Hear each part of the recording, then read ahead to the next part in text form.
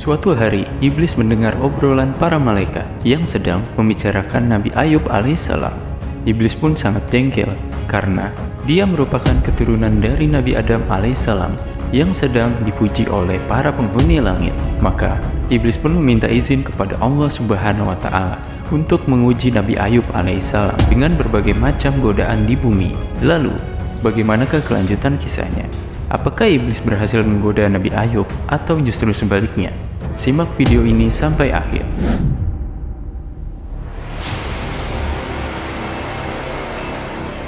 Assalamualaikum warahmatullahi wabarakatuh. Nabi Ayub alaihissalam adalah putra dari Ais atau Eswa bin Ishaq bin Ibrahim. Nabi Ayub adalah sosok yang memiliki pribadi luhur dan soleh. Beliau senantiasa bersyukur dan taat kepada Allah. Beliau juga dikenal sebagai sosok Nabi penuh dengan kesabaran. Hal tersebut dikarenakan saat beliau mengalami banyak kemalangan dan penderitaan, beliau tetap bersabar dan taat kepada Allah. Nabi Ayub alaihissalam adalah Nabi yang kaya raya. Ia mempunyai berpuluh ribu hewan ternak, beribu hektar tanah ladang, berpuluh-puluh hamba sahaya dan pembantu, serta keluarga dan anak-anak yang soleh dan berbakti. Kekayaan yang diberikan Allah kepada Nabi Ayub tersebut tidak membuat Nabi Ayub lupa diri. Kekayaan yang dimilikinya, beliau gunakan untuk semakin mendekatkan diri kepada Allah. Ketaatannya kepada Allah itu membuat para malaikat memuji-mujinya. Berkata salah seorang malaikat kepada kawan-kawannya yang sedang berkumpul dan berbincang-bincang tentang tingkah laku makhluk Allah ini, jenis manusia di atas bumi. Aku tidak melihat seorang manusia yang hidup di atas bumi Allah yang lebih baik dari hamba Allah Ayub. Ia adalah seorang mukmin sejati, ahli ibadah yang tekun. Dari rezeki yang luas dan harta kekayaan yang diberikan oleh Allah kepadanya, ia menyisihkannya sebagian untuk menolong orang-orang yang memerlukan, para fakir miskin.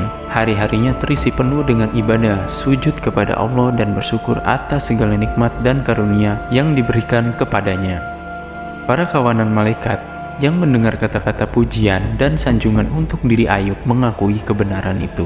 Bahkan, masing-masing menambahkan lagi dengan menyebut beberapa sifat dan tabiat yang lain yang ada pada diri Nabi Ayub. Percakapan para malaikat yang memuji-muji Ayub itu didengar oleh iblis yang sedang berada tidak jauh dari tempat mereka berkumpul. Iblis merasa panas hati dan jengkel mendengar kata-kata pujian bagi seseorang dari keturunan Adam yang ia telah bersumpah akan disesatkan ketika ia dikeluarkan dari surga karenanya. Ia tidak rela melihat seorang dari anak cucu Nabi Adam menjadi seorang mukmin yang baik, ahli ibadah yang tekun, dan melakukan amal soleh sesuai dengan perintah dan petunjuk Allah. Iblis menghadap kepada Allah dan berkata, "Wahai Tuhan, sesungguhnya Ayub yang menyembah dan memuji-mujimu, bertasbih dan bertahmid menyebut namamu. Ia tidak berbuat demikian seikhlas dan setulus hatinya, karena cinta dan taat padamu. Ia melakukan itu semua dan berlaku sebagai hamba yang soleh dan tekun beribadah padamu, hanya karena takut akan kehilangan semua kenikmatan duniawi yang telah engkau karuniakan kepadanya. Ia takut, jika ia tidak berbuat demikian, maka engkau akan mencabut daripadanya segala nikmat yang telah ia peroleh, berupa puluhan ribu hewan ternak, beribu-ribu hektar tanah ladang, berpuluh-puluh hamba sahaya dan pembantu, serta keluarga dan putra-putri yang soleh dan berbakti. Tidakkah semuanya itu patut disyukuri untuk tidak terlepas dari pemilikannya dan habis terkena musibah? Di samping itu, Ayub masih mengharapkan agar kekayaannya bertambah menjadi berlipat ganda. Untuk tujuan dan maksud itulah Ayub mendekatkan diri kepadamu dengan ibadah dan amal-amal solehnya. Dan andai kata ia terkena musibah dan kehilangan semua yang ia miliki, niscaya ia akan mengubah sikapnya dan akan melalaikan kewajibannya beribadah kepadamu." Allah berfirman kepada iblis, "Sesungguhnya Ayub adalah seorang hambaku yang sangat taat kepadaku. Ia seorang mukmin sejati. Apa yang ia lakukan untuk mendekatkan dirinya kepadaku adalah semata-mata didorong oleh iman yang teguh dan taat yang bulat kepadaku. Iman dan takwa yang telah meresap di dalam lubuk hatinya, serta menguasai seluruh jiwa raganya, tidak akan tergoyah oleh perubahan keadaan duniawinya. Cintanya kepadaku yang telah menjiwai amal ibadah dan kebajikannya tidak akan menurun dan menjadi berkurang. Musibah apapun yang akan melanda dalam dirinya dan harta kekayaannya, ia yakin seyakin-yakinnya bahwa apa yang ia miliki adalah pemberianku yang sewaktu-waktu dapat aku cabut daripadanya atau menjadikannya bertambah berlipat ganda. Ia bersih dari semua tuduhan dan prasangkamu. Engkau memang tidak rela melihat hamba-hambaku, anak cucu Adam, berada di atas jalan yang benar, lurus dan tidak tersesat. Dan aku menguji keteguhan hati Ayub dan kebulatan imannya kepadaku dan kepada takdirku. Aku izinkan engkau untuk mencoba menggodanya, serta memalingkannya daripadaku. Kerahkanlah pembantu-pembantumu, menggoda Ayub melalui harta kekayaannya dan keluarganya. Coba binasakanlah harta kekayaannya, dan cerai-beraikanlah keluarganya yang rukun dan bahagia itu. Dan lihatlah, sampai di mana kebolehanmu menyesatkan dan merusakkan iman hambaku Ayub itu. 1. Kesabaran Nabi Ayub ketika kehilangan harta benda. Dengan berbagai cara dan gangguan, akhirnya berhasillah kawanan setan itu menghancurkan kekayaan Ayub, yang dimulai dengan hewan-hewan ternaknya, yang bergelimpangan mati satu persatu, sehingga habis sama sekali. Kemudian, disusul ladang-ladang dan kebun-kebun tanamannya, yang rusak menjadi kering, dan gedung-gedungnya yang terbakar habis dimakan api. Sehingga, dalam waktu yang sangat singkat sekali, Ayub yang kaya raya tiba-tiba menjadi seorang miskin, yang tidak memiliki harta benda selain hatinya yang penuh iman dan takwa, serta jiwanya yang besar. Setelah berhasil menghabiskan kekayaan dan harta milik Ayub, datanglah iblis kepadanya menyerupai sebagai orang tua yang tampak bijaksana dan berpengalaman, lalu berkata, "Sesungguhnya musibah yang menimpa dirimu sangat dahsyat sekali, sehingga dalam waktu yang begitu sempit telah habis semua kekayaanmu dan hilang semua harta kekayaan milikmu. Kawan-kawanmu merasa sedih, sedang musuh-musuhmu bersenang hati dan bergembira melihat penderitaan yang engkau alami akibat musibah yang susul-menyusul melanda kekayaan dan harta milikmu." Mereka bertanya-tanya, gerangan apakah yang menyebabkan Ayub tertimpa musibah yang hebat itu yang menjadikannya dalam sekedip mata kehilangan semua harta miliknya. Sementara orang dari mereka berkata bahwa mungkin karena Ayub tidak ikhlas dalam ibadah dan semua amal kebajikannya. Dan ada yang berkata bahwa andaikan Allah, Tuhan Ayub, benar-benar berkuasa, niscaya Dia dapat menyelamatkan Ayub dari malapetaka. Mengingat bahwa ia telah menggunakan seluruh waktunya beribadah dan berzikir. Seorang lain menggunjing dengan mengatakan bahwa mungkin amal ibadah Ayub tidak diterima oleh Tuhan, karena ia tidak melakukan itu dari hati yang bersih dan sifat ria dan ingin dipuji. Dan banyak lagi cerita-cerita orang tentang kejadian yang sangat menyedihkan itu. Aku pun menaruh simpati kepadamu, hai Ayub. Aku turut bersedih hati dan berduka cita atas nasib buruk yang engkau telah alami. Iblis yang menyerupai orang tua itu mengakhiri kata-kata hasutannya, seraya memperhatikan wajah Ayub yang tetap tenang berseri-seri, tidak menampakkan tanda-tanda kesedihan atau sesalan yang ingin ditimbulkan oleh iblis dengan kata-kata racunnya itu. Ayub berkata kepadanya, "Ketahuilah bahwa apa yang telah aku miliki berupa harta benda, gedung-gedung, tanah ladang dan hewan ternak serta lain-lainnya, semuanya itu adalah barang titipan Allah yang dimintanya kembali setelah aku cukup menikmatinya dan memanfaatkannya sepanjang masa, atau ibarat barang peminjaman yang diminta kembali oleh tuannya jika saatnya telah tiba. Maka segala syukur dan puji bagi Allah yang telah memberikan karunia-Nya kepadaku dan mencabutnya kembali pula dari siapa yang Dia kehendaki dan mencabutnya pula dari siapa saja yang Dia suka. Dia adalah yang maha kuasa mengangkat derajat seseorang atau menurunkannya menurut kehendaknya. Kami sebagai hamba-hamba makhluknya yang lemah patut berserah diri kepadanya dan menerima segala qada dan takdirnya yang kadangkala kami belum dapat mengerti dan menganggap hikmah yang terkandung dalam qada dan takdirnya. Selesai mengucapkan kata-kata jawaban kepada iblis yang sedang duduk tercengang di depannya, menyungkurlah Ayub bersujud kepada Allah, memohon ampun atas segala dosa dan keteguhan iman serta kesabaran atas segala cobaan dan ujiannya. 2. Kesabaran Nabi Ayub ketika kehilangan anak-anaknya. Karena iblis tidak berhasil menghasut Nabi Ayub, akhirnya iblis kembali menghadap Allah dan meminta izin untuk meneruskan menggoyahkan keimanan Ayub. Berkata ia kepada Tuhan, "Wahai Tuhan, Ayub tidak termakan oleh hasutanku dan sedikit pun tidak goyah iman dan akidahnya kepadamu, meskipun ia sudah kehilangan semua. Menurut perkiraanku, Ayub tidak akan bertahan jika musibah yang mengenai harta kekayaannya mengenai keluarganya pula, apalagi bila ia sangat sayang dan mencintai. Maka izinkanlah aku mencoba kesabarannya dan keteguhannya." Allah meluluskan permintaan iblis itu dan berfirman, "Aku mengizinkan engkau mencoba sekali lagi menggoyahkan hati Ayub yang penuh iman. Namun Ketahuilah bahwa engkau tidak akan berhasil mencapai tujuanmu, melemahkan iman Ayub dan menipiskan kepercayaannya kepadaku. Iblis lalu pergi bersama pembantu-pembantunya menuju tempat tinggal putra-putra Ayub di suatu gedung yang penuh dengan sarana kemewahan dan kemegahan. Lalu digoyahkanlah gedung itu hingga roboh berantakan, menjatuhi dan menimbun seluruh penghuninya.